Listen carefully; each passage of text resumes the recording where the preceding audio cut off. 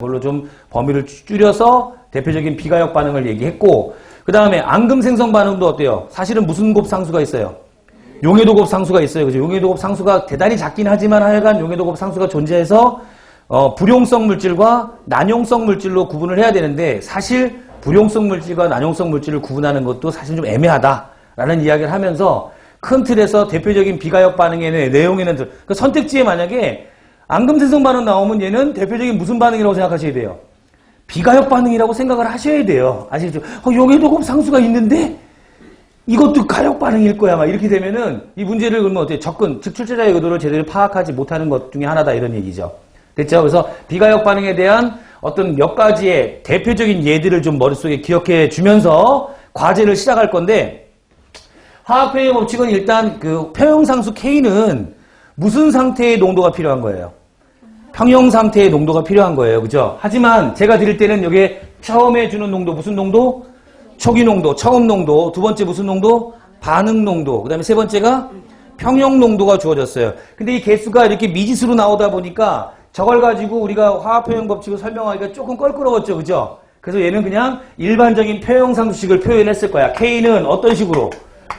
A에 A승, B에 B승, C에 C승, D에 D승. 이런 식으로 표현해서 표형상수가 크다 작다 했을 때 이 녀석의 평형 상태에서의 반응이 어느 쪽으로 치우쳐져 있는 정도를 파악하는 데 주력해달라 이런 얘기죠. 그죠? 표형상수가 크다라고 하면 보통 몇 이상? 10의 3승 이상. 그죠? 표형상수가 작다 그러면 보통 뭐 이하?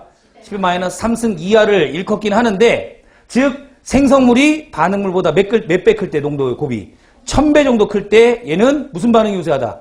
정반응이 우세하다. 표형상수가 크다라고 표현을 하는 거고, 자, 이번엔 남아있는 반응물이 생성된 생성물보다 농도의 곱이 1000배 이상 크게 되면, 즉 1000분의 1이 되게 되면 뭐가 된다?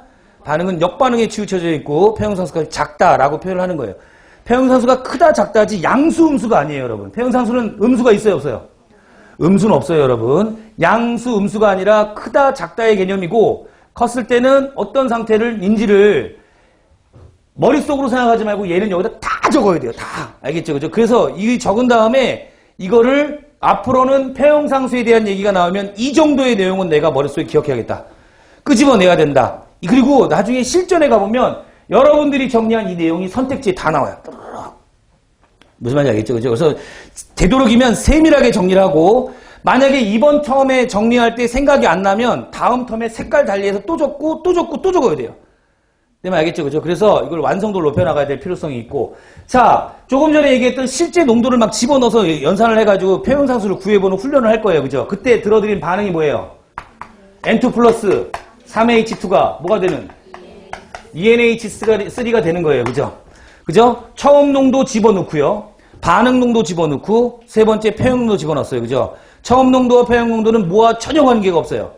개수와 아무런 관계가 없어요. 개수와 관련 있는 농도는 오로지 뭐다? 반응 농도다. 라는 거 기억하면서, 처음 농도는 문제 아주 심플하게 나와요, 여러분. 질소와 수소가 반응해서 암모니아가 생성되는 가역 반응에서, 그럼 저 반응식이 이미 지면에 써 있어야 돼요. 그리고 처음 초기 농도를 질소와 수소 모두 신몰 농도씩 넣고 반응을 진행시켰더니 6개의 농도를 찾아내야 되잖아요, 우리가. 그럼 어때요? 반응 농도 3개와 표형 농도 3개를 찾아야 되는데, 그 중에서 뭐만 주어져요? 단 1개만 주어져요. 그 1개로부터 나머지 5개의 농도 값을 다 찾아내셔가지고 뭘 구해야 된다? 평형 상수 값을 구해내셔야 된다, 이런 얘기예요. 그 훈련까지가 된 게 이번 과제물입니다. 아시겠죠? 정리 꼼꼼하게 하시고, 숫자 집어넣고 반응 지수하고 평형 상수하고 비교해서 반응이 어느 쪽으로 진행되는지 예측. 그죠? 그 다음에 표형 상수에 영향을 주는